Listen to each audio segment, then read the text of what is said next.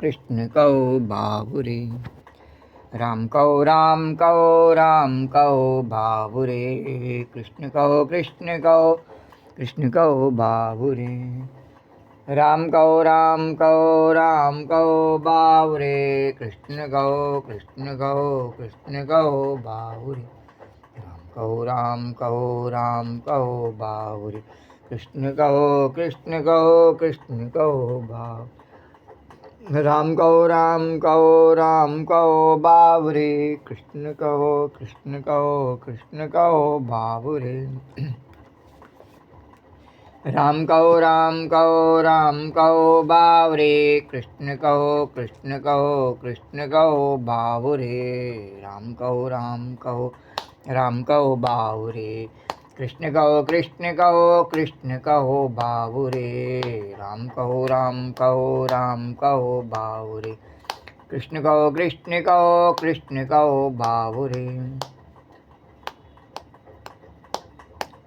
राम कहो राम कहो बाबुरे। कृष्ण कहो कृष्ण कहो कृष्ण कहो बाबुरे। राम कहो बाबुरे। कृष्ण कहो कृष्ण कहो कृष्ण कहो बाबुरे।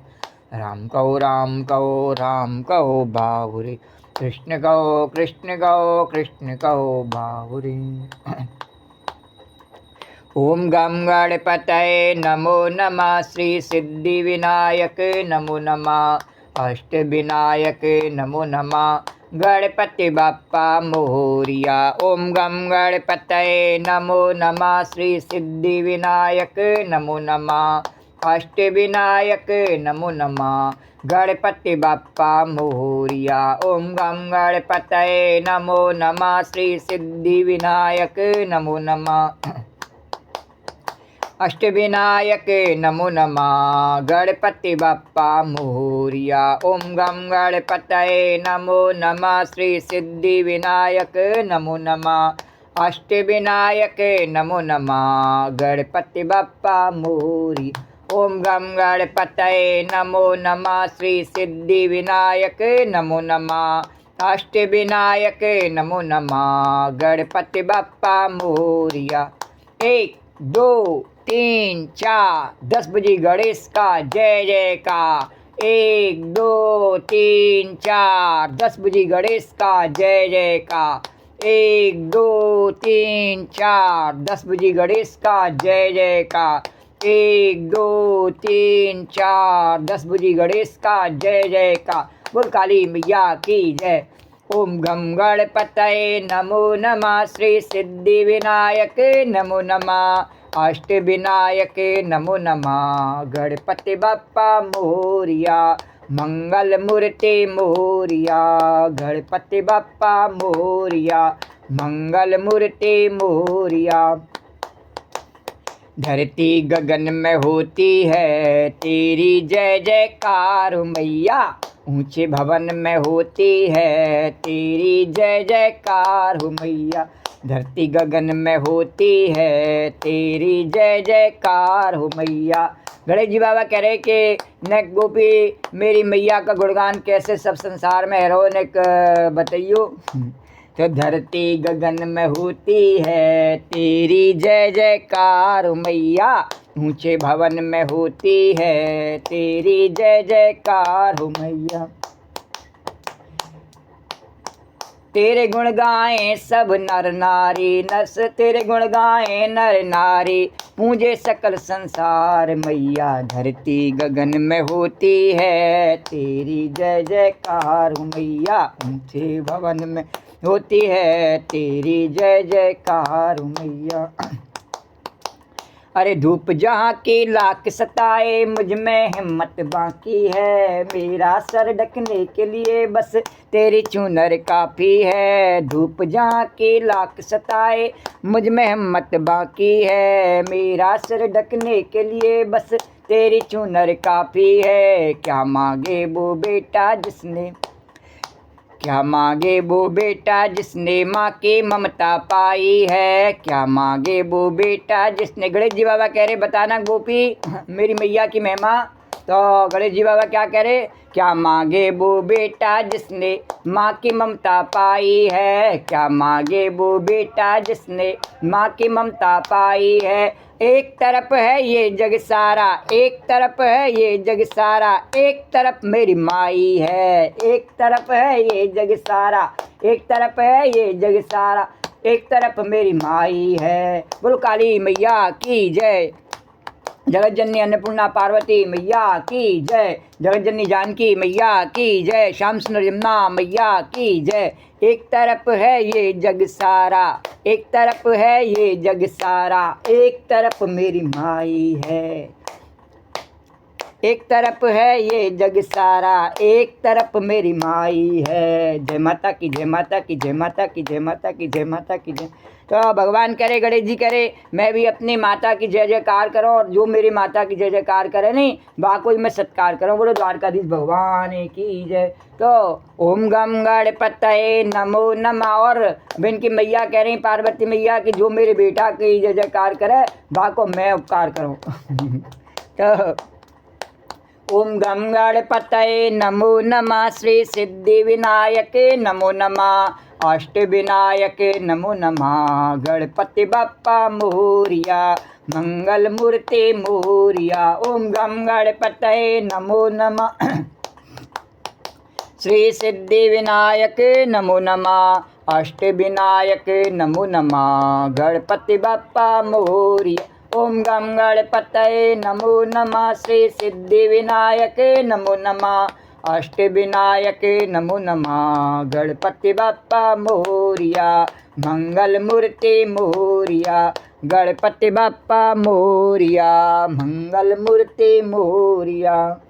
वक्रतुंड महाकाय सूर्यकोटि समप्रभा, निर्विघ्नं कुरु मे देवा, सर्वकार्येषु सर्वदा।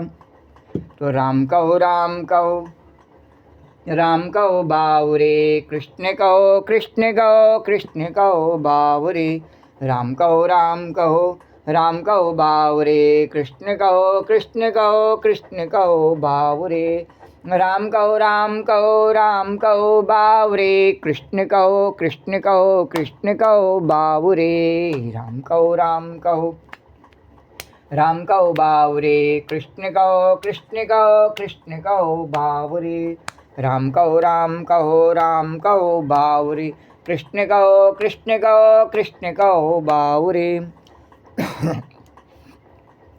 बोलो राजा रामचंद्र भगवान की जय, बोलो कृष्णचंद्र भगवान की जय। बोलो द्वारिकाधीश भगवान की जय, बोलो यमुना मैया की जय। जय जय श्री राधे। ओम श्री परमात्मा ने नमः। कल के कथा प्रसंग से आए कन्हैया। कल के कथा प्रसंग में स्वामी अखंडानंद जी द्वारा वर्णित रास पंचाध्यायी के 33वें प्रकरण गोपी में दास्य का हेतु भाग 2 का वर्णन किया। उससे आगे उसी प्रकार भावार्थ शुद्धा से कथा वर्णन करेंगे। श्री राधे गोविंद, श्री राधे गोविंद, भज मन श्री राधे, श्री राधे गोविंद, श्री राधे गोविंद, भज मन श्री राधे, श्री राधे गोविंद, भज मन श्री राधे,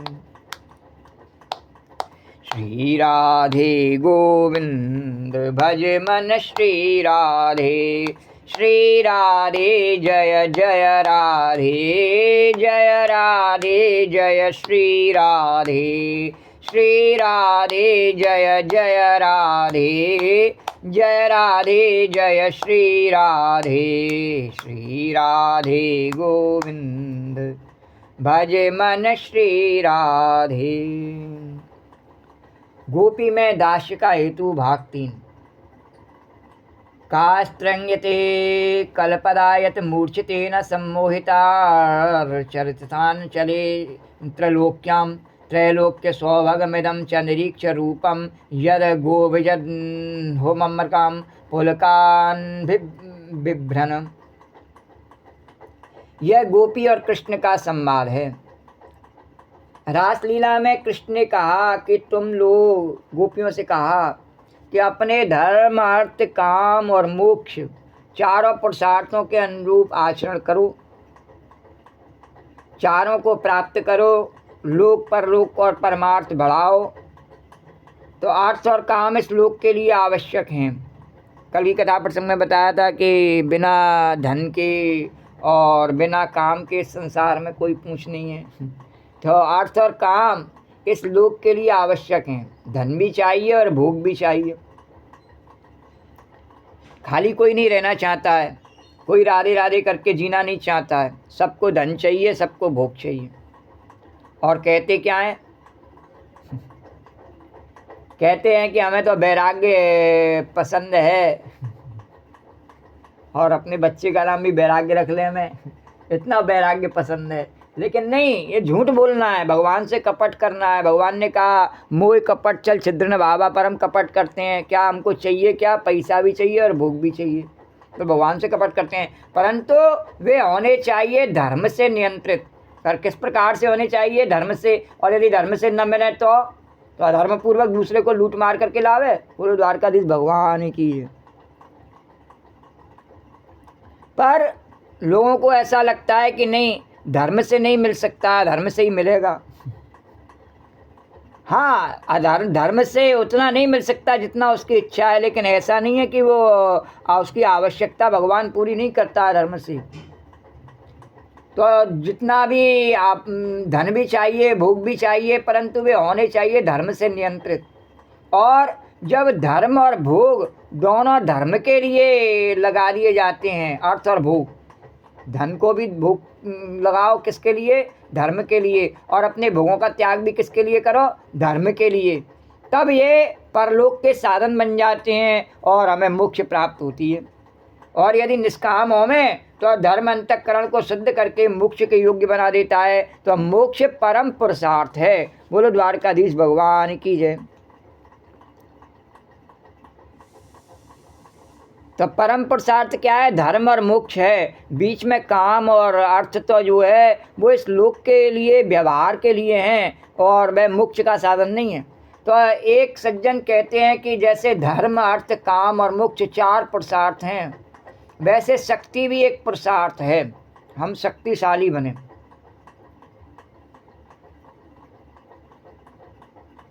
एक गाना आता, हमको मन की शक्ति देना, मन विजय करे, दूसरों की जय से पहले खुद की जय करें।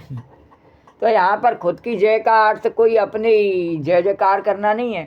अपने जो वास्तविक स्वरूप है, जो हमारा स्वरूप जीव का है, सच्चिदानंद परमात्मा का ही अंश है, उसकी जय जयकार करने के लिए कहा गया है। तो उसकी जय जयकार, परमात्मा की जय जयकार है। और हमको मन की शक्ति देना, मन विजय करे। और जब तक हम मन को न जीत पावें तो संसार में सबको जीतने का दावा करते फिरें, हम झूठे हैं।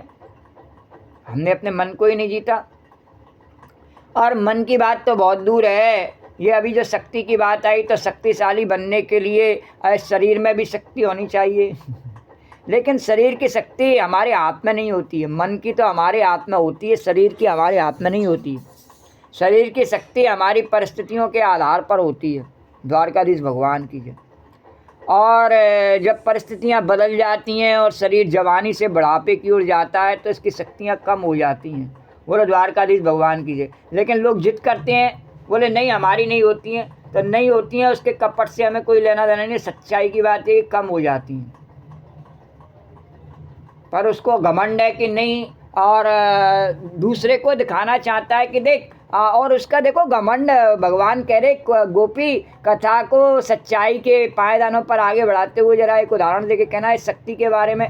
तो शक्ति क्या है कि लोग समझते हैं कि धन बड़ी शक्ति है। अर्थ अभी बताया नहीं, अर्थ बड़ी शक्ति है धन। तो जिसके पास धन नहीं है उसको दिखाते कि भाई तेरे पास नहीं है तो तू कैसे जिएगा। बोलो द्वारकाधीश भगवान की जय। अरे मूर्ख, धन से भी बड़ी शक्ति तो तन है, ये मन है, उससे बड़ी शक्ति है। तेरा शरीर खराब हो जाएगा तो बता द्वारकाधीश की मंगला फिर कैसे करेगा? फिर कैसे करेगा? दूसरे को दिखा रहा है कि तेरा धन नहीं रहेगा तो तू कैसे जिएगा। अरे तेरा शरीर नहीं रहेगा तो तू कैसे जिएगा रे? क्यों रे पिजड़े के पंछी? तो बोलो द्वारकाधीश भगवान की जय। पर लोग क्या है कि दूसरे की तरफ उंगली करते समय और ये भूल जाते हैं कि बाकी की एक उंगली जब उसकी तरफ उठाते हैं बाकी की 4 उसकी तरफ होती हैं, पर उसको आंखों पर पट्टी बनी हुई है ऐसी कि उसको पता ही नहीं है, अपना 6 उसको नहीं दिख रहा है, दूसरे का क्या उस पर उसकी नज़र है। बोलो द्वारकाधीश भगवान की है। और ना कुछ दूसरे का है, ना कुछ अपना है, ना कुछ तेरा, ना कुछ मेरा है।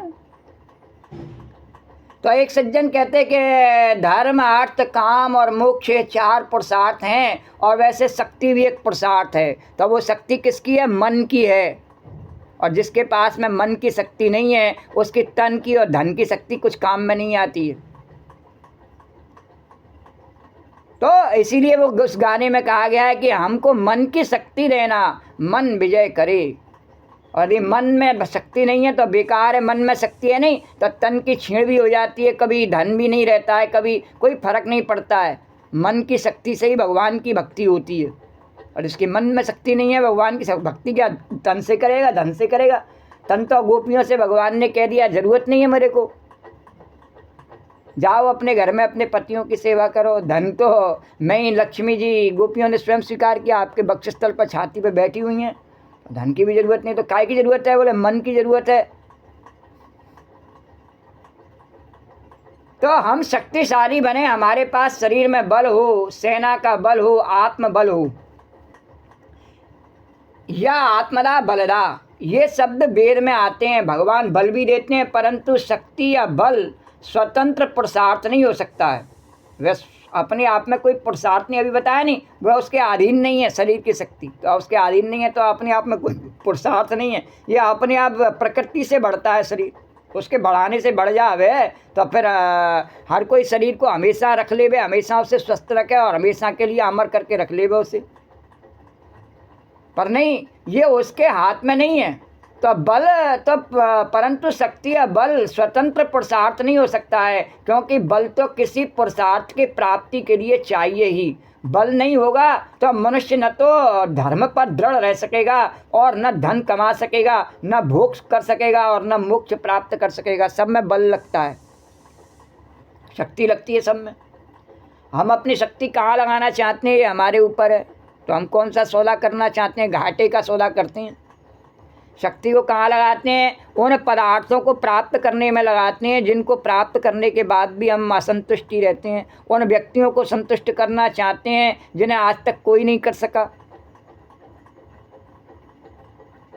तो मनुष्य न तो धर्म पर दृढ़ रह सकेगा, न धन कमा सकेगा, न भोग कर सकेगा और न मोक्ष प्राप्त कर सकेगा। तो बल तो चारों पुरुषार्थों में साधारण साधन है, बिना बल के कुछ नहीं होता है। बिना बल के सवेरे उठ भी नहीं सकता है। तो उसके लिए कौन सा बल चाहिए? बोलो द्वारकाधीश भगवान की जय। तो सत्य का बल चाहिए उसके लिए। तो सिद्धि भी अर्थ धर्म काम मोक्ष के काम आती है। अतः सिद्धि कोई स्वतंत्र पुरुषार्थ नहीं है। पर गोपियाँ कहती हैं कि न तो हमें धर्म चाहिए, न अर्थ चाहिए, न भोग चाहिए, न मोक्ष चाहिए, तो हमको तो 5वां पुरुषार्थ चाहिए। बोले क्या चाहिए? प्रेम चाहिए। तो योगेश्वर संप्रदाय में भक्त लोग पुरुषार्थ 5 मानते हैं। तो एक गाना आता है 5, इस पे आया कि 5वां पुरुषार्थ प्यार। तो 1 बरस के मौसम 4 है, 5वां मौसम प्यार का इंतजार।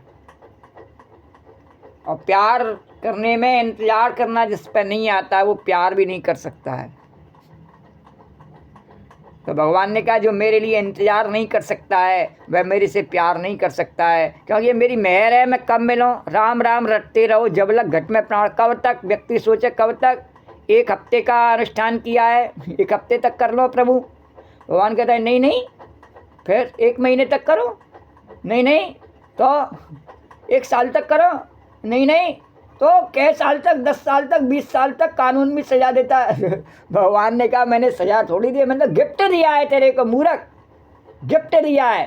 तो जब लग घट में प्राण, इस गिफ्ट का सदुपयोग कर। कब तक? कि जब लग घट में प्राण। सजा नहीं दी है। भगवान ने किसी को ये जीवन सजा नहीं दी है, जीवन गिफ्ट दिया है, उपहार दिया है, पर हम उसे सजा समझ करके और काटना चाहते हैं। नहीं नहीं, उपहार समझ के सजाना सीखो। बोलो द्वारकाधीश भगवान की जय। तो गोपियों ने कहा हमारे को तो पांचवा चाहिए पुरुषार्थ, वो है प्रेम। तो पांचवा पुरुषार्थ है भगवत प्रेम।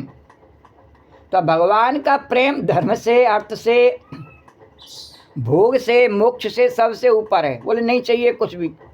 तो संसार का प्रेम तो भोग के लिए होता है, कमाई के लिए होता है, या धर्म के लिए होता है ना।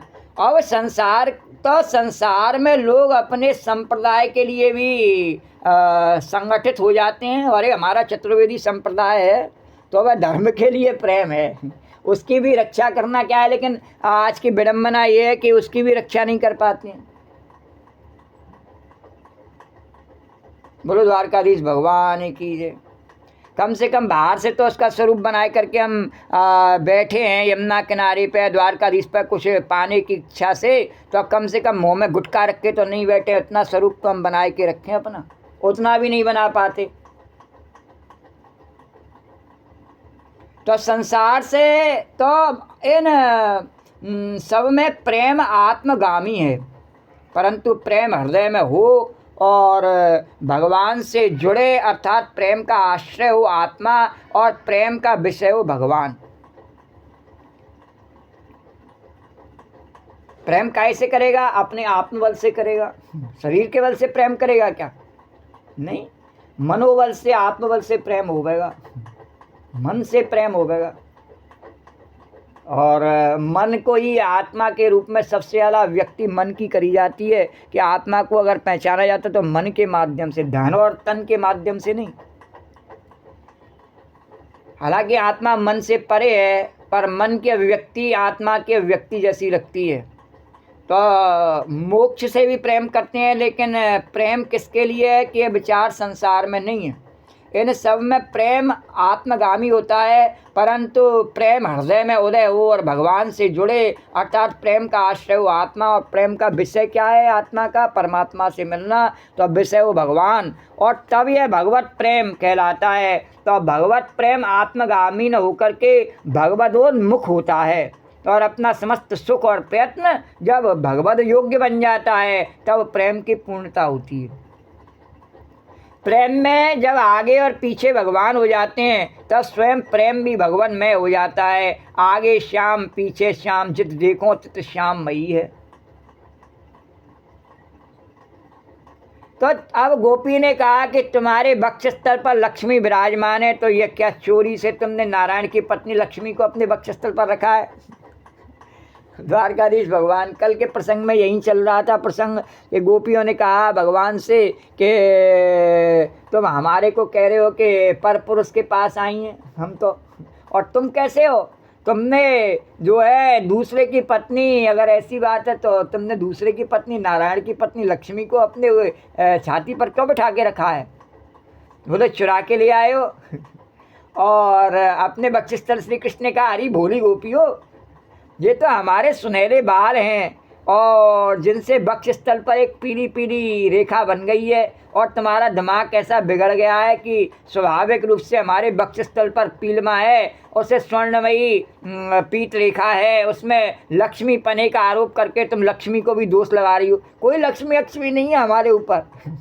बोले क्या है? बोले ये तो हमारे बाल है सुनहरे सुनहरे छाती के, और इनको तुम दूसरे की पत्नी को भी बदनाम कर रही हो, लक्ष्मी को भी बदनाम कर रही हो। कहाँ है लक्ष्मी? तो बाबा हमको तो कुछ कहना हो सो कह लो, पर जगत बंदनिया तो लक्ष्मी हैं, पूज्या हैं, उनको अंट घंट क्यों कहती हो? भगवान ने कहा उनको अंट संट बोलती हो तो ऐसा तो तुम्हारे लिए ठीक नहीं है। असल में जिसके दिमाग में जैसा होता है दूसरे के बारे में वैसा ही सोचता है। पापी सर्वत्र पाप मां शंकते, जैसा उसका अपना होता है नहीं दिमाग, ऐसा ही सोचता। अपना दिमाग कैसा है कि उसको ऐसा लगता है कि कहीं हमारे पास पैसा न हुआ तो हम क्या करेंगे। अरे जहर खा के मर जा रहे। द्वारकाधीश भगवान के भगवान भी ऐसे ही कहते हैं। तो पैसा न हुआ, उस पैसे के पीछे भगवान कह रहे जरा सत्य के पायदान पर बताना कहानी। तो पैसा की कहानी ऐसी है कि इसको आदमी से ज़्यादा पैसा की, देखो आदमी तो प्रेम करता है स्त्री से, वो स्त्री के पीछे पढ़ने के लिए ही पैसा कमाता है, स्त्री के पीछे पढ़ने के लिए, उसको खुश करने के लिए घर बनाता है, उसके लिए ही परिवार को पालता है, सारा का ज़िंदगी गधा बना रहता है, किसके लिए? स्त्री के लिए। और स्त्री ऐसा सब काम घर के करती है, जो भी उसको काम करने होते हैं, झाड़ू लगाना, पोंछा लगाना और गंदगी साफ करना, नहीं सब काम करती है। बर्तन मांजना वो किस लिए करती है? वो पैसा के लिए करती है, आदमी के लिए नहीं करती, पैसा के लिए करती है। तो पापी सर्वत्र पापम आशंकते, तो उसकी इच्छा क्या है? पैसा की, उसके काम पैसा के बिना नहीं चलता। तो वो सबको क्या समझाना चाहती है? पैसा के लिए काम करो बस सर, पैसा नहीं कमाया तो कुछ नहीं किया जीवन में। तुलसीदास जी कहते हैं मात पिता बालक नहीं बुला में उधर भरो ही धर्म से काम है। तो अपन तो स्वयं अपने आत्मबल से भारत की स्त्री रही नहीं, इतनी कमज़ोर बन गई। हाँ, इतनी कमज़ोर बन गई और पूरे भारत को कमज़ोर बनाना चाहती है। बोलो द्वारकाधीश भगवान की जय। तो उसका क्या है कि उसने पहले पैसा के लिए अपने बाप को छोड़ा, भैया को छोड़ा, बोले पैसा चाहिए, इन पे ज़्यादा नहीं है, ये पति पे ज़्यादा है। अब मालूम पड़ा पति पे है ही नहीं, उसके सास ससुर पे पैसा, उसके माँ बाप पे है नहीं, सास ससुर पे पैसा है, और उसके जेठों पर भी बहुत पैसा है, उस पर नहीं है, पति पे, उस पर कमाना ही नहीं आता। बोले धोखा हो गया, तो अब क्या करूँ? बोले कोई बात नहीं, पति तो एक ही है, जेठ तो 5 हैं। बोले द्वारकाधीश भगवान की जय। तो और फिर ससुर भी है, तो मैं ऐसा कर सकती हूँ।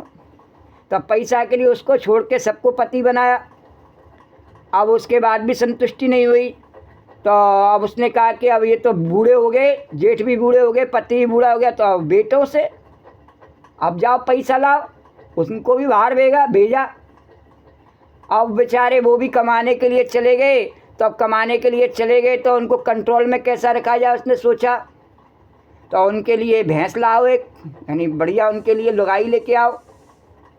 तो उसको लुगाई लेकर के आई, तो उसके बाद में अब वो पैसा उसको दे में कि लुगाई को दे में? अब फिर आपत आई। तो अब फिर बुढ़ापे में पति से बोली तू स्कूटर लेकर के जा, बोले पैसा। तो बोलो जमुना मैया की जय। तो इस प्रकार से उसको ऐसा लगता है भयभीत है, भयभीत जीवन, उसने पूरे जीवन भयभीत जीवन जिया। उसको प्रभु ये संसार भगवान का बनाया हुआ, पैसा का बनाया हुआ नहीं है। जब तक जैसे भगवान को जिसे रखना है, जिसके प्रारब्ध में जैसा है वैसा होना ही है, धन से या ताकत से उसको बदला नहीं जा सकता है। बोलो द्वारकाधीश भगवान की। पर मूढ़ लोग हैं नहीं, उनको ऐसा लगता है। तो स्त्री स्वभाव से, इसीलिए तुलसीदास जी ने कहा ढोल गंवार शूद्र पशु नारी और सकल ताड़ना के अधिकारी। वो हमेशा डंडे की भाषा जानते हैं, वो प्यार की भाषा नहीं जानते हैं। बोलो द्वारकाधीश भगवान की जय। अब डंडा चलाने का बूता नहीं आदमियों में, कलयुग में ऐसा ही हो गया है कि उनमें बूता नहीं भारत के आदमियों में, तो खुद डंडों से पिट के गधे के जीवन जी रहे हैं, और स्त्रियां जो मन में आए वो कर रही हैं, और भारत की संस्कृति को पतन की ओर ले जा रही हैं। बोलो द्वारकाधीश भगवान की जय। तो जैसे उनका आदत पड़ी हुई है ना, सबको चाहती है कि सब ऐसा करें। तो जिसके मन में पाप होता है सबको पापी समझता है। सर्वम धनमयम लुब्धा, लोभी को सब जगह धन दिखता है, और कामी को सब जगह कामनी दिखती है। कामी होता है नहीं, उसको ऐसा लगता है कि बिना स्त्री के तो जिया ही नहीं जा सकता है। बोलो द्वारकाधीश भगवान की जय। और भक्त को सब जगह नारायण दिखते हैं, और जो सत्यता है उसको जब देख लिया जाए नारायण को, तो फिर क्या दूसरी असत्य चीज़ों पर विश्वास किया जाता है। बोलो द्वारकाधीश भगवान की। जब सब जगह नारायण है तो धन में भी नारायण है, मन में भी नारायण है, और तन में भी नारायण है। कहाँ ऐसा है जो नारायण नहीं है? तो नारायणमयम धीरा पश्यन्ति परमार्थना। तो जब किसी दूसरे में बुराई दिखे तब सोचना चाहिए कि हमारे हृदय में तो ज्ञान स्वरूप नारायण है, ज्ञान स्वरूप ब्रह्म बैठा है, तो भाई दूसरे में बैठा है तो वहाँ बुराई क्यों दिखा रहा है? तो सोचना चाहिए कि बुराई हमारे दिल में है, यह रंग हमारे चश्मे में है, वहाँ नहीं है। तो इस ढंग से सोचते हैं ये वे साधक। तो जो दूसरे में भी, दूसरे को भी बुरा देखे और अपने को भी बुरा देखे, मानो दुनिया में सब बुरे हैं, तो वो कौन है? वो पामर है। तेनर पामर पाप में तिन्हें बिलोकत हान, पामर है वो। तो जो दूसरे को बुरा देखे और अपने को अच्छा देखे वह विषयी है, लंपट। और जो अपने को बुरा देखे और दूसरे को अच्छा देखे वह साधक है। बुरा जो देखन में चला, बुरा न दिखा कोई, और जो मन देखा अपना, मुझसे बुरा न कोई। भगवान कह रहे बताना सत्य के पायदान पर। तो कन्हैया ऐसी बात है, मैं गोपी सबसे ज़्यादा बुरी हूँ, सबकी खाल खींचती रहती हूँ, तब मैं ज़्यादा बुरी हूँ। बोलो द्वारकाधीश भगवान की जय। और जिसको अपने में नारायण और सामने वाले में भी नारायण दिखे वह सिद्ध है। जिसको अपना जीवन भी किस लिए, लूट मार के लिए जीना चाहे, दूसरे को भी उसी तरीके से देखे, केवल शिकार की दृष्टि से, वो गिद्ध है। और जो सब में नारायण देखे और अपने में भी नारायण देखे वो सिद्ध है। तो पामर, विषयी, साधक और सिद्ध, ये 4 कक्षाएं होती हैं। तो संसार में कलयुग में ज़्यादातर पामर और विषयी रहते हैं, साधक और सिद्ध का मिलना तो बड़ा कठिन है। तो श्री कृष्ण ने कहा, गोपियों, तुमने जो हमारे वक्षस्थल पर पीली रेखा के बारे में भ्रम हो रहा है कि ये लक्ष्मी जी हैं, तो यह तो अपने यह जो अपने घर द्वार को छोड़कर हमारे वक्षस्थल पर आकर बैठी हैं, तो तुम्हारे दिल का कलुष है, मलिनता है, जो लक्ष्मी पर आरोपित करती हो। बोले तुम्हारे को सब अपने जैसे ही दिखते हैं, तुम जैसे छोड़ के चली आई हो, तुमने सोच लिया लक्ष्मी भी छोड़ कर चली आई है और मेरी छाती पे बैठ गई है। द्वारकाधीश भगवान की। तो पतिव्रत शिरोमणि पातिव्रत मूर्धन्य लक्ष्मी को क्यों दोष लगाती हो रही? तो गोपियों ने कहा, अरे कन्हैया, इस लक्ष्मी को दोष नहीं लगाती हैं। लक्ष्मी तो पतिव्रत शिरोमणि है, पतिव्रत मूर्धन्य है, नारी मूर्धन्य है, महिला मूर्धन्य है, प्रमदारत्न है, ललना ललाम है। हम उनको दोष नहीं लगाती हैं। तो हम दोष लगाती हैं तुमको और तुम्हारी बंसी। ये जो मुँह जली छेद वाली बंसी है नहीं, इसको, इस बांसुरी का एक तो खानदान अच्छा नहीं है। क्या? तो वृक्षों में चांडाल बांस है। कौन सा वाला बांस? चांडाल बांस। और फिर उसमें भी ये गांठ वाला, और दिल बिल्कुल पोला, कुछ नहीं रखा उसमें, खाली और सूखी, और 7 छेद इसमें, और आग में उसका मुंह जला हुआ जब बनाई जाती है तो इसी प्रकार से। और छिद्रवती, शुष्क, नीरसा, छिद्रवती, ग्रंथिता और कुजन्मा, अकुलीना, बेहया, बेशरम, निर्लज्ज, सबके सामने तुमने अधरामृत का, तुम्हारे अधरामृत का पान करती है। इतनी निर्लज्ज सबके सामने अधरामृत का पान करती है। इस प्रकार से बंसी को गालियाँ दी। तो हम लक्ष्मी को दोष नहीं लगाती हैं, हम दोष लगाते हैं तुमको और तुम्हारे बांसुरिया को। तो कौन ऐसी स्त्री है इस सृष्टि में जो तुम पर मोहित न हो जाए? अरे जब पुरुष मोहित हो जाते हैं तो स्त्री की चर्चा क्या करना है? और पुरुष भी कौन? के शक्र माने शत क्रतु, इंद्र तक सर्वशक्र अमरो पुरोगा। तो शत का शा और क्रतु का क्वा, और क्रतु जिसने बिना, उसका नाम शत क्रतु हुआ। तो उसी को संक्षिप्त कर शक्र लिखते हैं। तो पुराने ज़माने के शब्दों के निर्माण में एक यह भी परिपाटी थी कि शक्र, रुद्र, परमेष्ठी, ब्रह्मा, ये सब बड़े बूढ़े देवता, समाधि लगाने वाला प्रलय का देवता, और सबका दादा परदादा ब्रह्मा, ये सब तुम्हारी बंसी सुनकर मोहित हो जाते हैं। बड़े बड़े ऋषि, बड़े बड़े महात्मा, सनकारी, सिद्ध जब तुम्हारी बंसी सुनकर मोहित हो गए, तब हमारी क्या बात है? तो समाधि भंगाए कदानु में भवेता। एक दिन सनकादि बैठे बैठे ध्यान कर रहे थे, और बीच बीच में आँख खोल कर देख लें, जो ऐसे आँखें खोलें और देखें कि फिर ध्यान करने बैठ जाएं। और नारद जी बहुत देर से ये देख रहे, वो आए और बोले, क्यों महात्मा हो, आज समाधि आपकी कुछ विचित्र लग रही है। बोले क्यों? बोले बारंबार आँख खोल कर देखते हो, फिर आंखें बंद करते हो, आज आपकी समाधि कैसी लग रही है? ऐसे कौन सी समाधि होती है, इसमें बेर बेर आँख खोलनी पड़ती है? तो बोले बाबा हमको आज प्रतीक्षा है, किसी से मिलने की इच्छा है। अभी बताया नहीं, प्रेम में क्या होता है, समाधि भी टूट जाती है, पांचवा मौसम प्यार का इंतजार करने की आदत पड़ जाती है।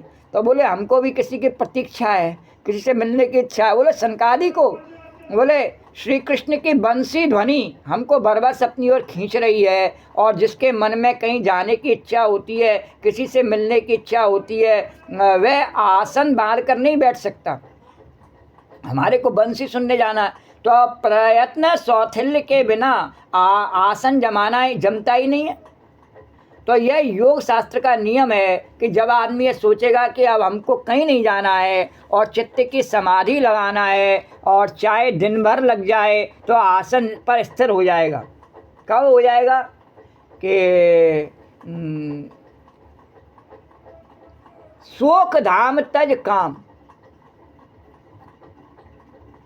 तब लग कुशल न जीव को सपने उमन विश्राम, और जब लग भजत न राम को शोक राम तज काम। जब तक उसके ये करना है वो करना है, तब तक वो भगवान के लिए आसन लगा के नहीं बैठ सकता है। तभी बैठ सकता है जब उसके हृदय से काम चला जावे। तो चाहे दिन भर लग जावे तो आसन पर स्थिर हो जाएगा, वरना यदि ये सोचेगा कि घंटे भर बाहर बाजार जाना है तो आसन जमेगा नहीं, और यदि पहले उसको ये चिंता है ये करना है वो करना है, तो आसन पर बैठ जाएगा क्या? बोलो द्वारकाधीश भगवान की, और छाती मार देगा। अरे अभी बताया नहीं, 5 मिनट हनुमान चालीसा के लिए भी रोज नहीं बैठ सकता है। इतना आसान नहीं है। कहना बहुत आसान है कि कलयुग केवल नाम अलारा और सुमर, लेकिन सुमरना इतना आसान नहीं है। सुमर चैलेंज से भगवान करे, बता गोपी मेरा नाम सुमरने के लिए किसको मना किया? सुमर सुमर, 1 मिनट 2 मिनट 10 मिनट, कितनी सामर्थ्य है, सुमर।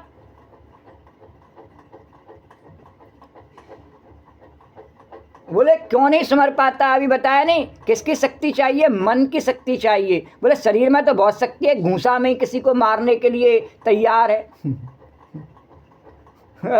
हंसी की बात यह है कि एक बराबर में पूछना मैया, वो कहे कि एक हाथ की भी दम नहीं है। अरे तेरे को एक श्लोक बोलने की दम नहीं है, हनुमान चालीसा बोलने की दम नहीं है, दूसरे से कहे हाथ की दम नहीं है, तो तेरे हाथ पर बड़ा घमंड है, तो भगवान तेरे हाथ को बहुत ही घमंड का उसका निदान भगवान करेगा। हाथ पे बहुत घमंड है नहीं, तो मेरे को अपने राम नाम लेने पर बहुत घमंड है। बोलो द्वारकाधीश भगवान कीजिए, तेरे में राम नाम लेने की दम नहीं है। तो वह बंसी ध्वनि जिसमें इंद्र मोह जाए और ब्रह्मा मोह जाए और शंकर मोह जाए, सनकादि मोह जाए और नारद मोह जाए, सब जिससे मोहित हो गए, बड़े बड़े ऋषि महर्षि महात्मा पुरुष मोहित हो गए, अब उसमें कोई स्त्री मोहित हो जाए तो इसमें क्या आश्चर्य। बोलो द्वारकाधीश भगवान की जय। तो देव्यो विमान गतया स्मरनुसारा भ्रम्य भ्रश्यत प्रसून कवरा मुमुहुर्विनिव्य। तो पुरुषों को तो ये हालत, पुरुषों की तो ये हालत। अब महाराज देवियों की सुनो। विमान गतया का 2 अर्थ है, एक तो विमान पर चढ़कर आना, और दूसरा अर्थ है कि घर में तो देवियां रूठी हुई थीं और देवता जी मना रहे थे। जैसे स्त्रियाँ रूठ जाती हैं और आदमी मनाते, तो इंद्र वरुण कुबेर अग्नि वायु इन सब की घरवालियाँ जो है नी, एक दिन सलाह करके और सबकी सब रूठ गई। क्यों रूठी? तो देव्या बहुवचन है ना। बोले सामूहिक आंदोलन करो कि ये देवता लोग स्वर्ग में अप्सराओं को क्यों रखते हैं। बोले इसलिए रूठी कि इन्होंने अप्सराओं को रख रखा है, निकालने यहाँ से इन्हें। हमारे स्वर्ग में अप्सरा न रहने पाए, केवल देवी देवी रहेंगी। अब देवता लोगों की सिट्टी पिट्टी गुम, किसी को कुछ चले, किसी की कुछ चले ही नहीं कि क्या करें, कैसे मनावें इनको। इसी बीच वृंदावन में श्याम सुंदर की बंसी बजी। अब तो उसे सुनकर देवी लोग तन्मय हो गईं, और फिर जब देवता आए तो देवता ने कहा कि अब तो मालूम पड़ता है कुछ मूड ठीक ठाक है। तो बोले अरे चलो वृंदावन चलें। श्याम सुंदर का रास होने वाले से मनाने के लिए आजकल के पति कहें नहीं, चलो आओ तुम्हारे को मैं बढ़िया सर्कस दिखा रहा हूँ, फिल्में दिखा रहा हूँ, पिकनिक पर ले चलो। ऐसे ही देवताओं ने कहा कि चलो देवियों तुम्हारे को बढ़िया रास दिखा के लेके आते हैं, भगवान का बहुत जोर का रास हो रहा है, सीधा लाइव प्रसारण आ रहा है, पर तुम्हारे को हम वहीं चल के दिखाएंगे, तो देखने चलोगी, बांसुरी बजा रहे हैं, तुम भी चलोगी? बोली हाँ हाँ चलेंगे। तो विमान गतया, तुरंत मान छोड़कर वे बिना श्रृंगार किए और देवताओं के साथ चलीं। तो वर्णन किया है भ्रश्यत प्रसून कवरा मुमुहुर विनिव्या, उनके सिर के जो पुष्प आभूषण थे वे गिर गए और यहाँ तक कि उनके कपड़े भी उनके बस में नहीं रहे। माने कमर में कपड़ा बांधने की जो रस्सी होती है वह खुल गई और ये अच्छे काम का लक्षण है। तो देवियों की ये दशा हुई। बोलो द्वारकाधीश भगवान की जय। तो नारायण गोपियाँ कहती हैं कि आप लक्ष्मी जी की बात सुनकर नाराज हो गए, तो हमने जरा सा क्या कह दिया कि आप नाराज हो गए। तो लक्ष्मी जी के साथ तो और 2-4 नाम जोड़ देते हैं, सरस्वती, पार्वती, उमा, हेमावती भी मोहित हो गई। और पुराण में एक ऐसी कथा आती है जिसमें पार्वती को भी बंसी सुनकर मोह हो गया, सरस्वती को भी बंसी सुनकर मोह हो गया। सरस्वती जी मोहित होकर अंत में स्वयं बंसी बन गई। बोलो द्वारकाधीश भगवान की है।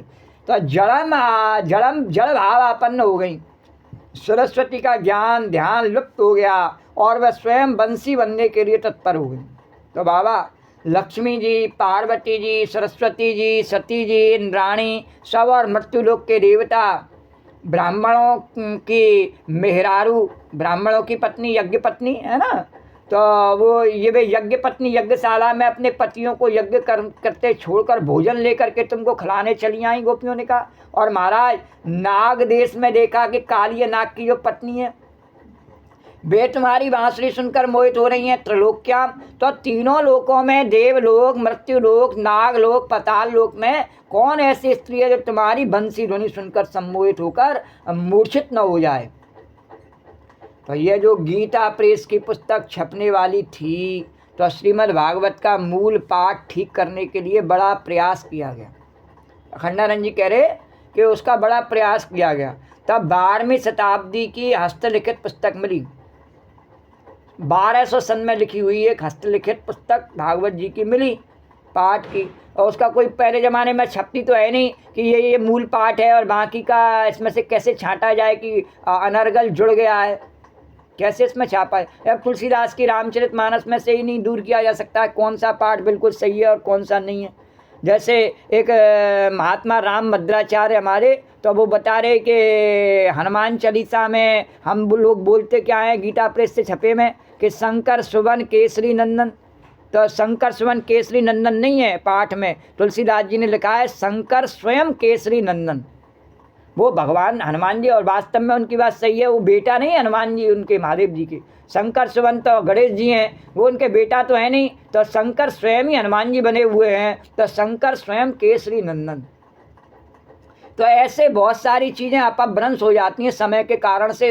लिखा कुछ होता है ऋषि मुनियों ने और बाद में हम लोगों की गलती से वो गलत प्रचार होने लगता है उसका। तो 12वीं शताब्दी की जो भागवत जी थी लिखी हुई 1200 सन में, वो मिली छापने के लिए गीता प्रेस को। इतनी पुरानी बस मिल पाई, उससे ज़्यादा पुरानी नहीं मिली। तो स्वामी दयानंद जी ने कहा कि बोपदेव ने भागवत बनाया है। तो उसका खंडन करते हुए स्वामी दयानंद सरस्वती ने क्या कहा कि ये जो है, ये भागवत जो है, ये कोई सी ऋषि मुनि की नहीं है, ये थोड़े समय पहले भागवत जी बोपदेव ने बनाया। तो बोपदेव के पहले की हाथ से लिखी हुई पुस्तक मिलती है, तो बोपदेव से पहले की भी पुस्तक मिल गई गीता प्रेस को। तो वह काशी में सरस्वती भवन में सुरक्षित है और बोपदेव 13वीं शताब्दी में हुए हैं। वो 1300 सन के बीच में हुए और वो पुस्तक मिली 1200 सन की, जिसका जन्म ही 1300 में हुआ, तो 1200 में कहाँ से पुस्तक लिख सकता है। तो बोलो द्वारकाधीश भगवान की जय। इस प्रकार से दयानंद सरस्वती की बात का खंडन किया गया कि भागवत जी कोई काल्पनिक पुस्तक है और इसको बोपदेव आदि किसी राजनीतिक उस समय के व्यक्ति ने लिखा है। नहीं, उससे पहले से ही मौजूद है। और हेमाद्रि के समय में तो यह बड़ी पुरानी श्रीमद् भागवत की प्रति है। 100 पुस्तक कम से कम हम लोगों के हाथ में और छाँट कर अखंडानंद जी कह रहे ली थी, तो उनसे यह पाठ मिलाया गया और उसमें इस श्लोक के 3 पाठ मिले। कल्पदायत वेणु गीता सम्मोहिता, कल्पदाया अमृत वेणु गीता सम्मोहिता और कल्पदायत मृच्छतेनम सम्मोहिता, इस प्रकार से 3 पाठ मिले। तो श्याम सुंदर की बंसी ध्वनि का क्या है कि ये कल है। क्लम माने क्या है कि जैसे छोटा बालक बोलता है तो मम मम क्या बोलता है वो, मम मम। बोलो द्वारकाधीश भगवान की जय। देखो जो लोग केवल कथा को दूसरे ने क्या बोला उससे एक आध वाक्य को रट लिया और बोल दिया, उससे कथा समझ में नहीं आती, उससे संग नहीं होता। पर महात्मा लोग जैसे अखंडानंद जी वर्णन कर रहे हैं तो कितने उसको सुंदर ढंग से वर्णन किया है कि बच्चा क्या बोलता है, मम मम। क्या बोलता है, मम मम। तो उसके मम मम का मतलब खीर भी होता है और खिचड़ी भी होता है। उसको चाहे कुछ भी दिखे वो तो है मम मम मम मम। तो नमक भी होता है, पानी भी होता है, परंतु उसको समझता कौन है, वो क्या मांग रहा है, इसको कौन समझता है, तो उसकी माँ समझती है। बोलो जगत जननी अन्नपूर्णा पार्वती मैया की जय, बोलो यमुना मैया की जय, बोलो जानकी मैया। तो उसकी माँ समझती है तो कि अब की मम कहा तो पानी चाहिए और अब की मम कहा तो खिचड़ी या सोना चाहिए। उसके मम्मम का मतलब उसकी माँ निकाल लेती है। इसी प्रकार प्रेमी अपने प्रियतम के अस्फुट मधुर ध्वनि को जानता है और उसका अर्थ निकाल लेता है। तो इसी प्रकार से हमें अनेकों प्रकार की, उनका कहने का अर्थ है कि भागवत की प्रति मिलती हैं, किसी में कुछ श्लोक में ऐसे अंतर होता है, पर जब हमें प्रेम हो जाता है शास्त्र से तो हम उसको निर्णय कर सकते हैं कि वास्तव में असली वेद व्यास जी ने क्या बोला होगा, तो प्रेम के कारण से निकाल लेते हैं। इसी प्रकार से तुलसीदास जी ने अनेकों प्रकार के रामचरितमानस हैं, पर तुलसीदास जी ने जो लिखी हैं चौपाई वो कौन सी हैं, तो भाव से इसको जाना गया है। वो द्वारकाधीश भगवान की उनके हाथ की लिखी कोई प्रति नहीं है, वेद व्यास के हाथ की लिखी कोई भागवत जी नहीं है, तुलसीदास के हाथ की लिखी कोई रामचरितमानस नहीं है, और भगवान कृष्ण ने तो लिखी भी नहीं हाथ से। भगवत गीता तो उनके हाथ से लिखी कोई चीज़ नहीं है, पर ऋषि मुनियों ने बाद में और विद्वानों ने उसको संग्रहित किया है। तो कल कहते हैं कलम तो मधुरास्फुटे, मधुर और अस्फुट वाणी को बोलते हैं कल। तो श्री कृष्ण जब बांसुरी बजाते हैं तो गोपी को यह नहीं मालूम पड़ता कि हमारी सौत का नाम ले रहे हैं, ललता को मालूम पड़ता है ललता ललता गा रहे हैं। यह अस्फुट वाणी कैसी है कि जो जैसा सुनता है, नहीं जो भी सुनता है तो वो अपने भाव से सुनता है, तो अपने भाव से सुनता है तो उसको लगता है मेरा ही नाम पुकार रहे हैं। और चंद्रावली को जब सुनाई पड़ता है तो उनको लगता है चंद्रावली चंद्रावली गा रहे हैं। और राधा को मालूम पड़ता है तो राधा राधा गा रहे हैं, विशाखा को मालूम पड़ता है तो विशाखा विशाखा गा रहे हैं, क्योंकि बंसी की ध्वनि तो बंसी की ध्वनि है और श्री कृष्ण अपने मन में मग्न होकर गाते हैं। लेकिन उसमें इतनी मधुरता है और श्री कृष्ण के प्रेम पर इतना विश्वास है कि इस अस्फुट ध्वनि में सबको अपना अपना नाम मालूम पड़ता है। और वह स्वर का आलाप महाराज, तो आयत कलपदायत मूर्छते ना, कलपल क्या है कि अमृत है। भगवान जब बांसुरी बजाते हैं तो इनके हृदय में जो अमृत भरा हुआ है वह मुखार बिंद में आ जाता है और होठों से ऐसा अमृत नहीं आ सकता। खाने पीने में हम समझते हैं कि सिंधी लोगों को पकौड़े में जो स्वाद मालूम पड़ता है वह अमृत है, और जो प्याज लहसुन खाते हैं महाराज उनको उसमें अमृत मालूम पड़ता है ना। गुजराती काठियावाड़ी को लाल मिर्च और तेल की बनी हुई सब्जी में अमृत है। सबका अपना अपना स्वाद है, नहीं तो बिल्कुल अमृत है। तो अच्छा, देवता लोग जो स्वर्ग में पीते होंगे आँख बंद करके, वे कैसा अमृत होगा, वो कौन सा अमृत है। तो बेहोश हो जाओ तब भी उसका असली स्वाद नहीं मालूम पड़ने वाला, तो सोचते सोचते पागल हो जाओगे तब भी नहीं मालूम पड़ेगा। पर यह बंसी में जो अमृत है ना, वह न प्राणियों के द्वारा भोग्य अमृत है और न देवताओं वाला अमृत है। ये कौन सा अमृत है? ये वो अमृत भी नहीं है जो हम भोगते हैं कि अभी जो उदाहरण दे के बताए कि किसी को कुछ खाने में, किसी को कुछ खाने में अमृत मालूम पड़ता है। तो ना तो ये इस संसार का ऐसा अमृत है और ना ही देवताओं का अमृत है जिसका स्वाद हम जानते ही नहीं है क्या पीते हैं और कैसा अमृत है वो। तो बोले ये बंसी का अमृत कैसा है कि ये कैसा अमृत है कि यह भाग्योदय अमृत है। तो श्री वल्लभाचार्य जी महाराज ने ये प्रश्न उठाया कि भगवान गोपियों का जो रस लेते हैं तो गोपियों में इतना रस कहाँ से आया? तो क्या मनुष्य का रस भगवान लेता है? क्या मनुष्य में ऐसा रस है जो भगवान को आनंदित करे? सबको तो भगवान आनंदित कर रहे हैं, तो मनुष्य में कहाँ से आया ऐसा आनंद? तो अब बोले नहीं, भगवान अपने रस को, अपने आनंद को हृदय से अधरों में लाकर, अधरों से बांसुरी में भरकर और बांसुरी से गोपियों के कान में डाल करके और भगवदीय अमृत को, भगवद योग अमृत को गोपियों के भीतर डाल देते हैं। बोलो द्वारकाधीश भगवान की जय। तो बंसी वादन क्या है कि यह सामने वाले के हृदय में अमृत भर देने की प्रक्रिया है। तो अमृत भरने की शैली है, अमृत भरने की धारा है। कहा नहीं उस भजन में आता है, जाने क्या अमृत भरा हुआ भगवान तुम्हारी गीता में, मन चमन हमारा खिला हुआ भगवान तुम्हारी गीता में। तो भगवान की जो वाणी है, भगवान की बंसी ध्वनि है, वो अमृत के समान है और जो इसका श्रवण करता है, पान करता है, उसको अमरता प्राप्त हो जाती है। बोलो द्वारकाधीश भगवान की जय। तो इसमें क्या हुआ कि तो बोले सम्मोहिता, बोले बाबा कृष्ण के साथ ये जादू है, बड़ा जादू है। ना होता तो शिव जी मोहित होते क्या? अरे जब शिव जी मोहित हो जाते हैं भगवान की बंसी सुन के तो सामान्य जीव मोहित हो जावे, तो इसमें कौन सी आश्चर्य की बात है। लेकिन वो हो क्यों नहीं पाते हैं कलयुग में? आश्चर्य क्यों करते हैं लोग कि भाई हम क्यों नहीं हो रहे? अरे तुम सुनते ही कहाँ हो? बोलो तो सुनते भी हैं तो खिशाने होके सुनते हैं, तो फिर कहाँ से हो जावे? तो बोले बाबा कृष्ण के साथ ये जादू है, बड़ा जादू है कि जो शिव जी मोहित होते हैं, और जादू न होता तो ब्रह्मा जी भी मोहित नहीं होते, इंद्र मोहित नहीं होता। इसी को बोलते हैं माया, सम्मोहन जादू माने हिप्नोटिज्म। ये जादू तो ये राधा रानी का अभी बताया नहीं कि हमको पता है कि हमारा शरीर क्षीण हो रहा है और बीमारी और बुढ़ापे से मृत्यु की ओर जा रहा है, फिर भी हमको विश्वास नहीं आ रहा। ये भगवान का जादू है। बोलो द्वारकाधीश भगवान की जय। जादू है। तो ये श्री कृष्ण भी सम्मोहन क्रिया करते हैं।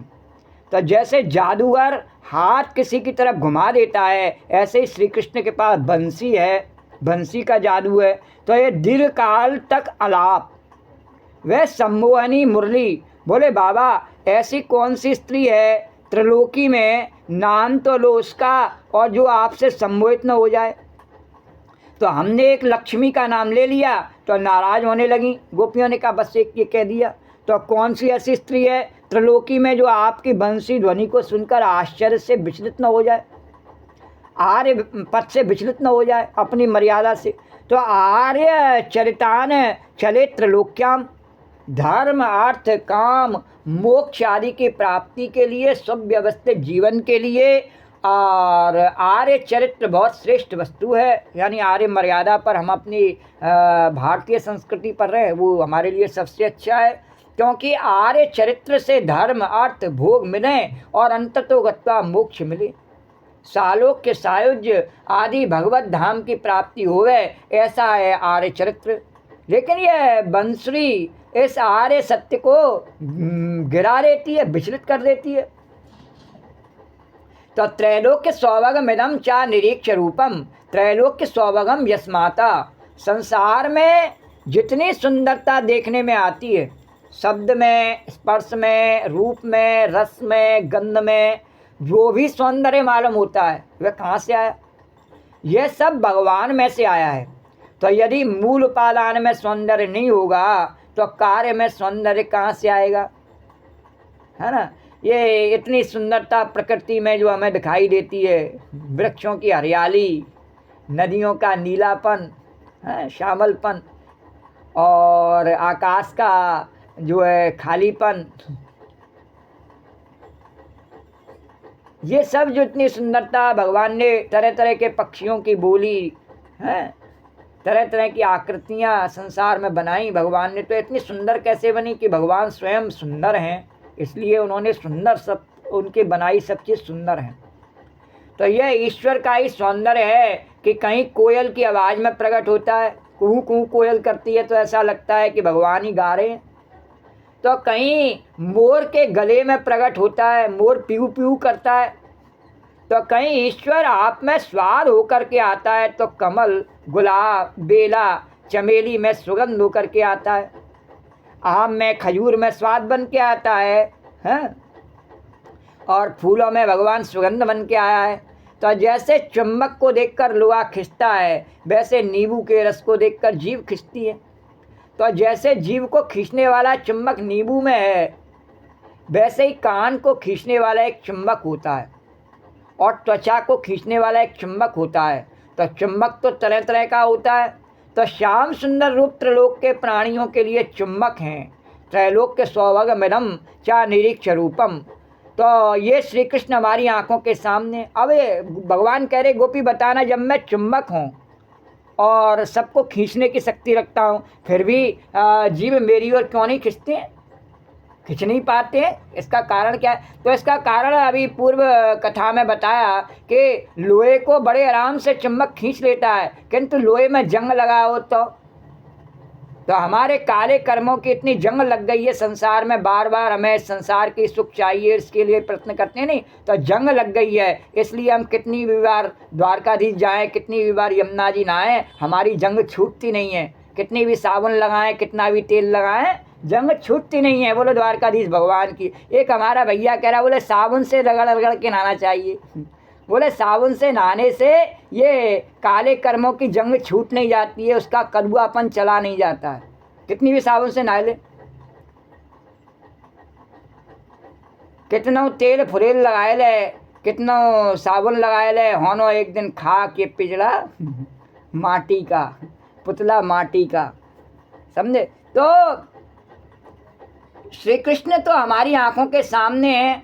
और तो जब जैसे नींबू के रस को देखकर जीभ खींचती है, तो वैसे जीभ को खींचने वाला चुम्बक नींबू में है, और वैसे ही कान को खींचने वाला एक चुम्बक होता है, और त्वचा को खींचने वाला चुम्बक होता है। तो ऐसे ही श्री कृष्ण हमारे सामने हैं और सबको खींच रहे हैं, पर हम नहीं खींच पाते हैं, क्योंकि हमारे अंदर जंग लगी हुई है। वो जंग को हम साफ नहीं कर पाते हैं। तो वो जंग काय से साफ होगी? साबुन से साफ होगी? नहीं नहीं, वह जंग होगी भगवान के गुणगान से, उनके जय जयकार से साफ होगी। तो जब तक भगवान सामने नहीं आएंगे तब तक प्रेम कैसे होगा? जिंदगी भर भगवान को सातवें आसमान में रखोगे तो अब प्रेम नहीं होगा। हाँ, सातवें आसमान पर रखने का मतलब क्या है कि द्वारकाधीश कहाँ है? जब हम यहाँ से सवेरे जामेंगे नहाए धोए करके, तब थोड़ी देर देख झोंका लिया आमेंगे, ढोंका लिया आमेंगे, तब वहाँ द्वारकाधीश है विश्राम घाट के सामने। अरे नहीं, भगवान कहता है मैं तो मन में ही बैठा हूँ। तो हम क्या करते हैं? मन में उसे स्वीकारने के लिए तैयार ही नहीं है। हमारे जन्म बीत जाते हैं अनेकों, पर ये बात स्वीकार करने के लिए तैयार नहीं है भगवान मन में बैठा है। उसको मालिक मानने के लिए तैयार नहीं है। अरे तू अपने माँ द्वारकाधीश में बैठा रहे, हम 24 घंटे क्या करें, वो तेरी ठेकेदारी नहीं है द्वारकाधीश, समझा नहीं? माँ बैठ जा चुपचाप, मेरे को जब फुर्सत होगी कभी कभी तो मैं आकर के तेरा एक बार जो है तुझे दिखाऊंगी कि हाँ मैं भी तेरे भक्तों में शामिल हूँ। और वैसे तू 24 घंटे चाहे कि मेरी छाती पर चढ़ जावे और क्या अच्छा है और क्या बुरा है मुझे हमेशा बतावे, तो वो मुझे नहीं सुनना है। तो जिंदगी भर भगवान को सातवें आसमान पर, तो हमें तो भगवान को दूर ही रखना है। भगवान 24 घंटे हमारे साथ रहे पसंद नहीं। संसार 24 घंटे रहे, हम ऐसी की तैसी संसार में 24 घंटे कराते रहे, वो पसंद है। पर भगवान 24 घंटे रहे, राम कहना पड़े 24 घंटे, कृष्ण कहना पड़े, तो ये तो हमारा बड़ा दुर्भाग्य है। बोलो द्वारकाधीश भगवान की। तो ऐसे चतुर्वेदी रहते हैं जिन्हें इस बात में दुर्भाग्य लगता है कि अगर 24 घंटे द्वारकाधीश की जय करनी पड़े, यमुना मैया की जय करनी पड़े, राम की जय करनी पड़े, कृष्ण की जय करनी पड़े, तो उनको बड़ा दुर्भाग्य लगता है। क्यों लगता है? क्योंकि व्यभिचारिणी स्त्रियों ने उनकी मति को छीन लिया है, बेबस हो गए हैं। उसी भोग को भोगने के लिए बेबस हो गए हैं, इसलिए अपने पुराने चतुर्वेदियों के उस गुण को भूल गए हैं, तपस्या के गुण को, और अपने स्वामित्व के गुण को खो बैठे हैं और गधे बन गए हैं। बोलो द्वारकाधीश भगवान की जय। जैसे वो हाँकती रहती हैं व्यभिचारिणी स्त्रियाँ, वैसे ही हाँक जाती हैं। तो जब साधारणीकरण न हो भगवान का, और साथ में आसमान से भगवान धरती पर आवे, हमारे ध्यान का विषय बने, हमारे नेत्र का विषय बने, तब वे हमारे प्रेम का विषय बने। और जब तक हम भगवान के साथ में ऐसी दोस्ती नहीं कर सकते हैं, तब तक भक्ति नहीं कर सकते हैं। बोलो द्वारकाधीश भगवान की जय। तो यद गोदया द्रुम मृगः, गोपियाँ कहती हैं कि अरे ब्रह्मा आदि की तो बात थी, छोड़ो, तुम्हारे रूप को गाय देखती हैं तो ठगी सी देखती रह जाती हैं। गाय के मुंह में ग्रास और कान में बंसी ध्वनि और आँख में श्याम सुंदर का रूप और शरीर में रोमांच। अब मुंह का ग्रास न भीतर जाता है न बाहर आता है, कैसे खड़ी है गाय। और बछड़े के मुंह में दूध, बछड़ा थन से दूध पी रहा गाय का, और थन से दूध पीता हुआ लटका हुआ, मुंह में दूध और उसका नीचे नहीं उतार रहा। क्यों? बंसी ध्वनि कान में पड़ गई। कान में बंसी ध्वनि, आँख में श्याम सुंदर का रूप और शरीर में रोमांच। अब वह न दूध को उगलता है न निगलता है। और ये वृक्ष ब्रज के, तो महाराज जब श्याम सुंदर अपने पास से, उनके पास से निकलते हैं या वृक्ष की छाया में बैठते हैं, तो वृक्ष फल और फल की टोकरी अपने सिर पर लिए हुए खड़े रहते हैं। और जब श्याम सुंदर आते हैं तो डालियां झुक जाती हैं, भगवान के चरणों में फूल और फल चढ़ाते हैं। बोलो द्वारकाधीश भगवान की जय, कृष्ण कन्हैया लाल की जय। और मधुधारा प्रेम रत रव और तस्या, जिसमें वृक्षों में रोमांच होता है और उनसे मधुधारा क्षरण होती है, तो वृक्ष अपने आप उनसे शहद निकालने लगते हैं।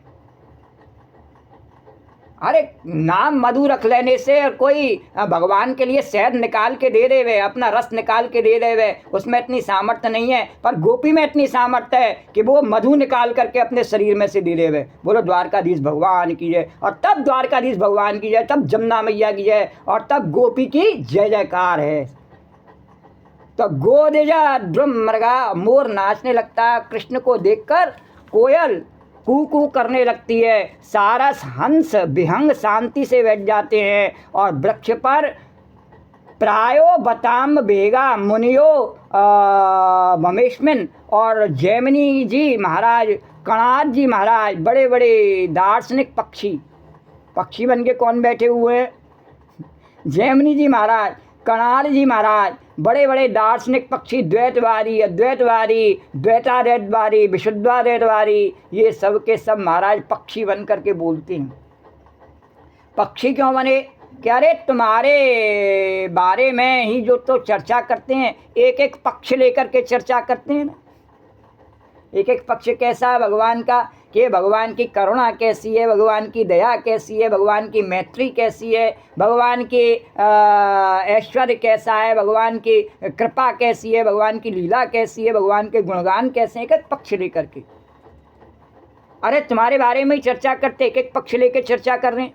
भगवान में यह सब द्वैताद्वैत कुछ नहीं होता। भला न द्वैत है और न द्वैत है, न द्वैताद्वैत है, न विशुद्धाद्वैत है, न अचिंत्याद्वैत है। बोले भगवान में तो है नहीं। ये तो सब हमने अपनी चर्चा के लिए ही तो बनाए हैं पक्ष। तो किसी बहाने परमेश्वर की चर्चा करते हैं सब, लड़ते नहीं है कि मेरा पक्ष मानो और उसका पक्ष मत मानो। नहीं, सब कोई भी पक्ष हो, सबकी चर्चा कर रहे हैं। और जैसे किसी के 4 भगत हैं और कोई 5 पाँव का वर्णन करने लगे, कोई हाथ का वर्णन करने लगे, कोई मुखारबिंद का वर्णन करने लगे, तो इसमें क्या कोई लड़ाई है, कोई द्वेष है? नहीं, 4 हैं तो वो अलग अलग प्रकार से वर्णन करेंगे। किसी को भगवान के पैर में सुंदरता लग रही है, किसी को हाथ में लग रही है, किसी को मुख में लग रही है। तो अरे एक ही के सौंदर्य का वर्णन कर रहे हैं। एक ने कहा दाहिनी आँख बड़ी सुंदर है, एक ने कहा बाईं आँख बड़ी सुंदर है, हो गई लड़ाई। लेकिन दोनों ने लड़ करके भी यही सिद्ध किया कि दोनों आँखें बड़ी सुंदर हैं। बोलो द्वारकाधीश भगवान की जय।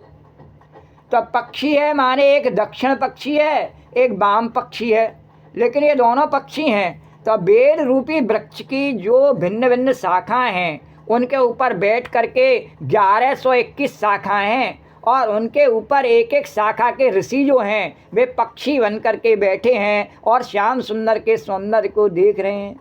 कितनी शाखाएं वेद रूपी वृक्ष की? 1180 शाखाएं।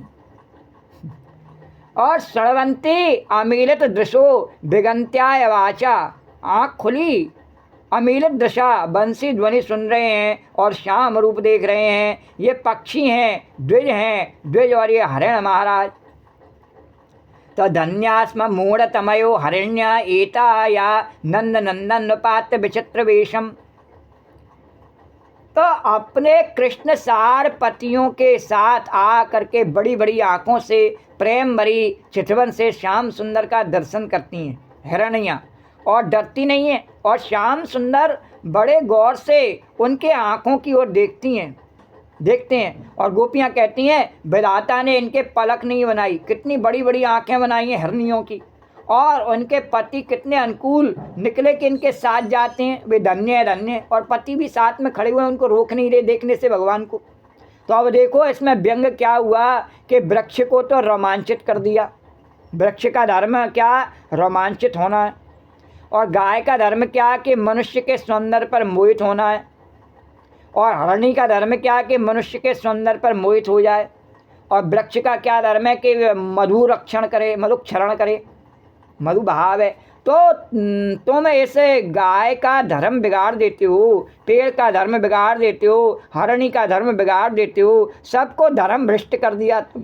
गोपियों ने कहा और स्वभाव भ्रष्ट हो गए सब। और विधाता ने तुमको बनाया इसलिए है कि हरणी भी अपना धर्म पालन न करे, और लता वृक्ष भी अपना धर्म पालन न करे, पक्षी पक्षिणी भी अपना धर्म पालन न करें, और गाय बछड़ा भी अपना धर्म पालन न करे। क्यों? क्योंकि ये तुम्हारा जो सौंदर्य है नहीं भगवान का, ये प्रगट ही इसलिए हुआ है लोगों को धर्म से हटाने के लिए। तो कहा कि संसार के लोग संसार का भोग छोड़ करके और अर्थ छोड़ करके, यहाँ के कर्तव्य धर्म का बंधन तोड़ करके, छोड़ करके, और मोक्ष की आकांक्षा भी छोड़ करके, और तुम्हारी बंसी ध्वन पर लुभ जाएं। तेरी बंसी पे जाऊं बलिहार रसिया, तेरी बंसी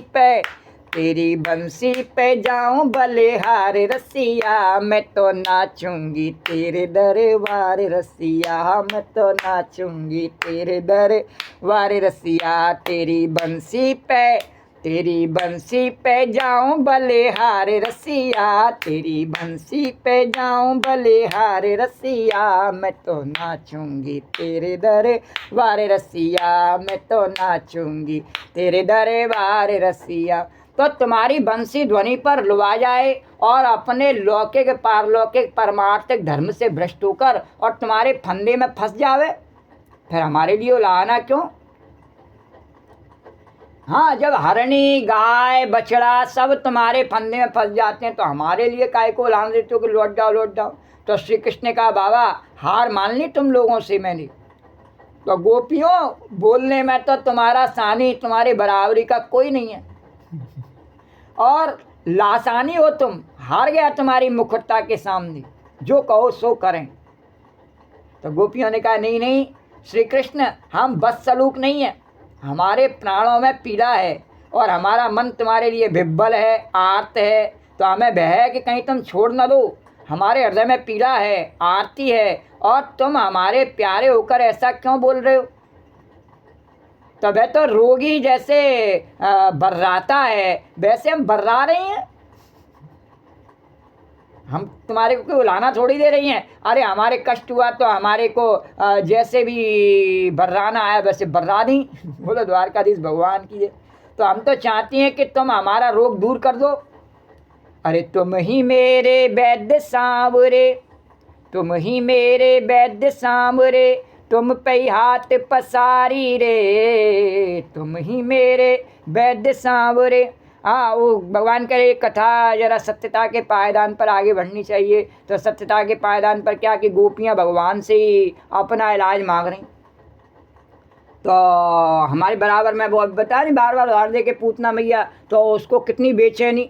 बोले संसार के लोग तो सब मेरी तरफ है, मेरे पास पैसा, मेरे पास ताकत, तो संसार के लोगों को तो गोपी का उलाना मैं सुनने नहीं दूँ। कितना भी कहे तो भगवान पे भी मेरी चल जावे, भगवान से भी, द्वारकाधीश से भी नहीं कह पावे गोपी अपनी कष्ट को मैं चाहे कितना भी कष्ट से दे सकूं, और भगवान से भी नहीं कह पावे तो भगवान पे जाके चलाए ले, भगवान नहीं सुने हमारी। हम तो भगवान से कहेंगे ही कि हाँ ये मधु हमको कष्ट देवे, हम तो भगवान से कहेंगे ही पूतना मैया हमको कष्ट देवे, और तेरे पे अगर भगवान को रोका जाए कि भगवान हमारी न सुने, रोक ले द्वारकाधीश को। तो गोपियों ने कहा कि हम तुम्हारे लिए विब्बल हैं, आर्त हैं, तो ये तो रोगी जैसे बर्राता है वैसे हम बर्रा रही हैं, तो हम तो चाहते हैं कि तुम हमारा रोग दूर कर दो। तो तुम ही मेरे वैद्य सांवरे, तुम पे हाथ पसारी रे, तुम ही मेरे वैद्य सांवरे, तुम पे हाथ पसारी रे, तुम्हें छोड़ मैं काकों ध्याऊं, तुम्हें छोड़ मैं काकों ध्याऊं, कौने दिखाऊं नारी रे, संकट काट मुरारी मेरो, बंधन काट मुरारी रे, संकट काट मुरारी मेरो, बंधन काट मुरारी रे। तो रोगी होकर हम आई हैं। बोली अच्छा गोपियों क्या करें? बोली पहली बात है कि हम अपना हाथ हमारे सिर पर रखो, और भगवान ने रख दिया। अब देखो भगवान कह रहे गोपी जब मैंने तेरे सर पर अपना हाथ रख दिया तो इस पूतना की ताकत है कि हटाए दे? नहीं, तो इससे चैलेंज से कह दे हटा दे रही, कितनी ताकत है तुझ में, हटा दे भगवान का हाथ द्वारकाधीश का। तो बोले पहली बात अपना हाथ हमारे सिर पर रखो, हम समझ जाएं कि तुम हमें अपनी समझते हो, और दूसरी बात यह है कि अपना हाथ हमारे हृदय पर रखो। और भगवान ने कहा ठीक है, और जब हृदय पर रख दिया तो अब तो पूतना की जलन की कोई पारावारी नहीं रही। बोलो द्वारकाधीश भगवान की जय। तो मैं तो राम राम गा रही थी, मैं तो कृष्ण कृष्ण गा रही थी, मैं तो राम राम गा रही थी, मैं तो कृष्ण कृष्ण गा रही थी। अरे राम राम गा रही थी, कृष्ण कृष्ण गा रही थी, राम राम गा रही थी, कृष्ण कृष्ण गा रही थी, मुक्ति का मार्ग बना रही थी। तेरी तेरी तेरी तेरी तेरी मैया मरी तो मैं क्या करूं, तेरी मैया मरी तो मैं क्या करूं। तो मैं तो राम राम गा। तो गोपी कह रही कि जो हमसे इस बात से चढ़ता है उसकी मैया मरे चाहे नानी मरे चाहे कोई भी हो, हमें इस बात से कोई लेना देना नहीं है कन्हैया। हाँ, और भगवान भी कह रहे हाँ बिल्कुल सही बात है, कोई लेना देना नहीं है, और मैं चाहे तेरे सर पे हाथ फेरूं, चाहे तेरी छाती पे हाथ फेरूं, और चाहे कहीं भी हाथ फेरूं, किसी को किसमें कुछ लेना देना नहीं है। बोलो द्वारकाधीश भगवान की। तो दूसरी बात गोपियों ने कहा हमारे हृदय पर अपना हाथ रखो। तो भगवान ने कहा इससे क्या होगा? तो इससे क्या होगा इसकी कथा आगे कल वर्णन करेंगे। बोलो द्वारकाधीश भगवान की जय, जमुना मैया की जय। जय जय श्री राधे।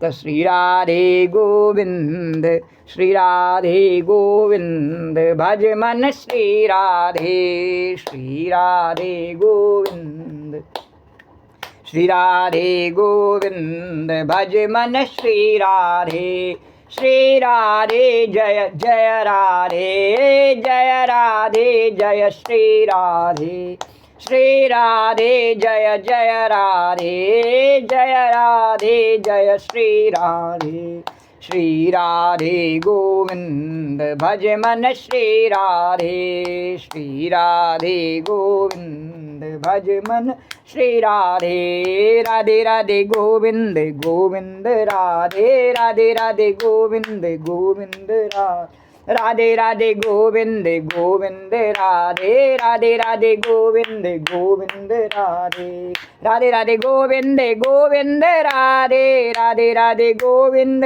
गोविंद राधे, राधे राधे गोविंद गोविंद राधे, राधे राधे गोविंद गोविंद राधे, श्री राधे गोविंद भज मन श्री राधे, श्री राधे गोविंद भज मन श्री राधे। या देवी सर्वभूतेषु कथारूपेण संस्था नमस्तस्यै नमस्तस्यै नमस्तस्यै नमो नमः। या देवी सर्वभूतेषु मातृरूपेण संस्था नमस्तस्यै नमस्तस्यै नमस्तस्यै नमो नमः। ओम सर्वमंगल मांगल्ये शिवे सर्वार्थ साधिके शरण्ये त्र्यंबके गौरी नारायणे नमोस्तुते। नमो नमो दुर्गे सुख करने, नमो नमो अम्बे दुख हरने। निरंकार है ज्योत तुम्हारे, त्यों लोक फैली कुजी। ससल लाट मुख महाविशाला, नेत्र लाल ब्रुकटी बिकुराला। रूप मात को अधिक सुहावे, दरस करत जन्यत सुख पावे। तुम संसार शक्ति लोकीना, पालन हेतु अन्न धन दीना। अन्नपूर्णा हुई जगपाला, तुम ही आदि सुंदरी बाला। प्रलय काल सब नासनहारी, तुम गौरी शिव शंकर प्यारे। शिव योगी तुमरे गुण गामे, ब्रह्मा विष्णु तुम्हें नित। रूप सरस्वती का तुम धारा, देश बुद्धि सिमुन नोवारा। धर रूप नर सिंह को अम्बा, प्रगट भई पाड़ कर खम्बा। रक्षा कर प्रहलाद बचा, हिरणा कुश को स्वर्ग पठायो। लक्ष्मी रूप धरो जग माही, श्री नारायण अंग सम। क्षीर सिंधु में करत बिलासा, दया सिंधु दीजय मन आशा। हिंगलाज में तुम्ही भवानी, महिमा तब नहीं जाए बका।